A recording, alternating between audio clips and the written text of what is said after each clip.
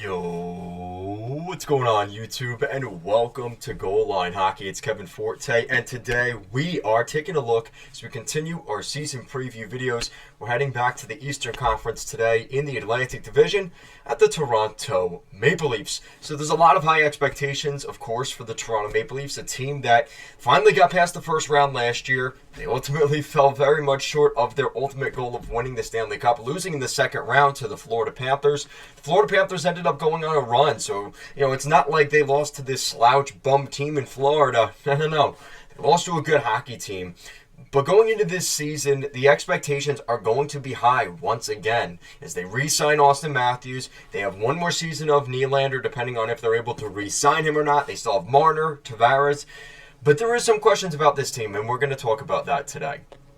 So the Toronto Maple Leafs, some of the big changes to this roster. A couple of guys, it's a revolving door in Toronto, especially in that bottom six. In order to keep the core four, that means a lot of guys have to move around that. And Michael Bunting, no longer with the organization. He goes down to Carolina. Alex Kerfoot moves on.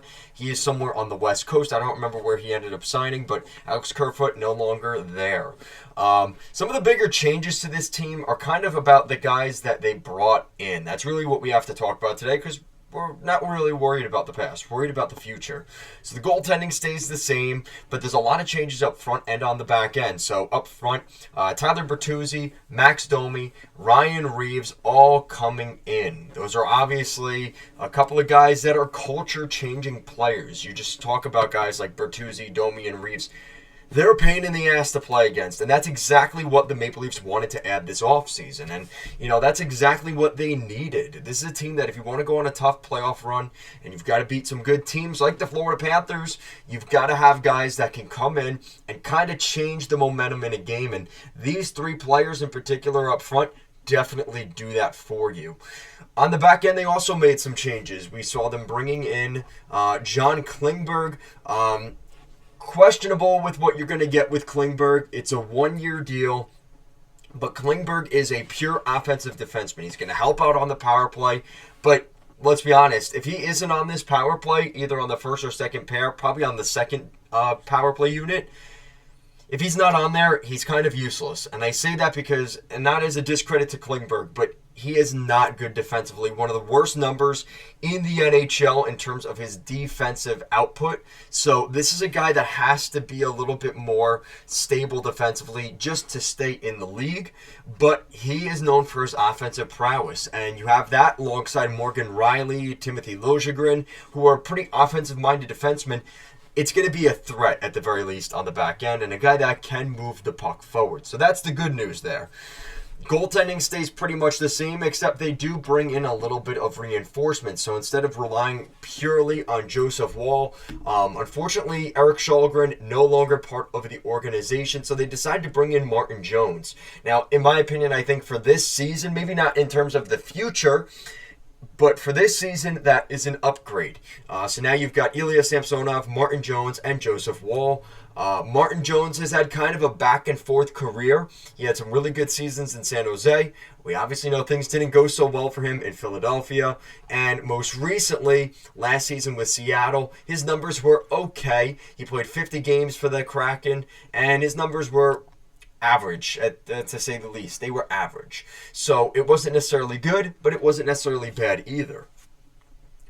In terms of rookies to look at, there's a couple guys that we've either seen a little bit last season or going to see more of this season, or maybe even playing their first NHL action this season.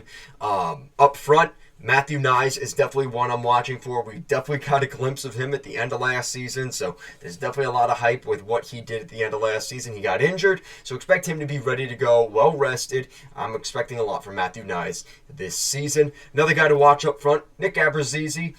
This is a guy that Kyle Dubas was really high on. He really liked him as a prospect. Yeah, he is a little bit on the older side. He is 24 years old, but he has played very well with the Marlies. He had 48 points in 70 games last season with the Toronto Marlies of the AHL, so definitely keep an eye out for him.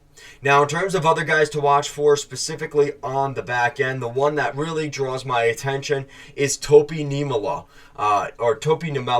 Either way, he's a former third-round pick back in 2020, and this is a guy that can be a pretty good prospect for the Toronto Maple Leafs. And ultimately, as this defense kind of changes here over the next couple of years, when you have some of these older guys like Mark Giordano, Klingberg, T.J. Brody, when those guys start to cycle out, Topi Niemelä is going to be a guy that's probably going to step into those roles, either as a third pairing defenseman or hopefully the potential of getting into that top four. So that's kind of what you're looking at this season in terms of younger players. So we might see a couple here for the Toronto Maple Leafs, depending on how Sheldon Keefe wants to run things.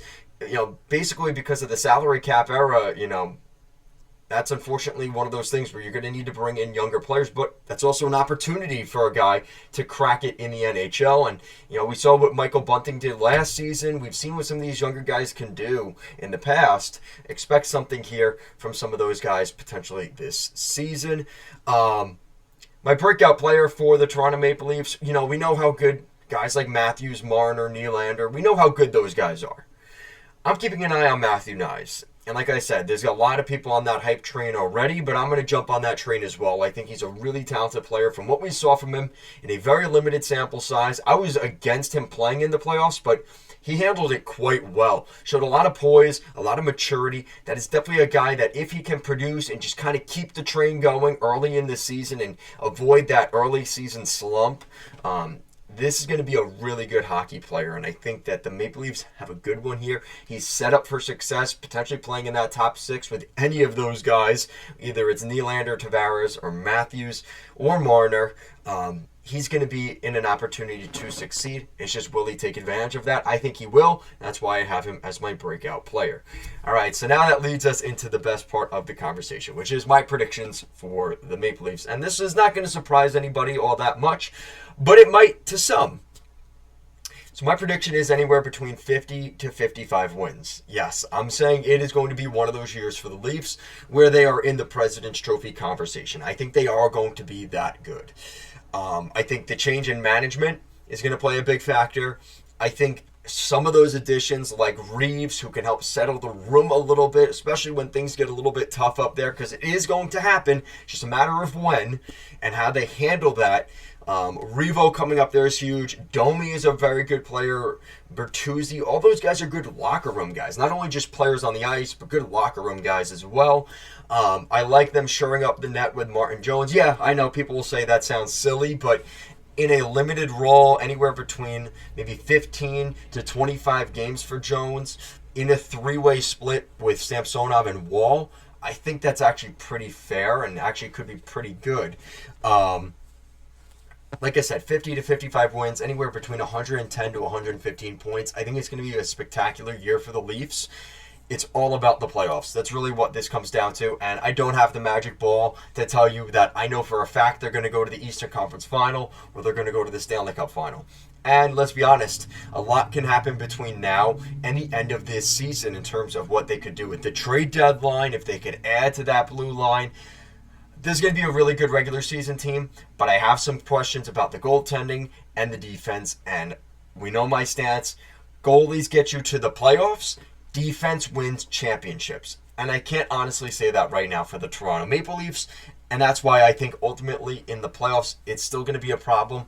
But like I said, I expect Brad Treliving to add. He did a good job kind of just conserving guys like Matthews. That was the main agenda for this season. But if he can do anything else the rest of this year, it would be a win for the Leafs. But we'll see what happens. Maybe he'll get creative. He'll be able to bring in a decent goalie or another defenseman. And I think the Leafs will be pretty good. They are not far away by any means. That's why I think they could have a really successful regular season. So guys, that's it for today's video. Let me know what you think in the comment section down below of the Toronto Maple Leafs. Do you think this is a team that could potentially win the President's Trophy? Or do you potentially see them even missing the playoffs? Let me know your guys' thoughts down below. Thank you so much for watching, and I'll see you in the next one.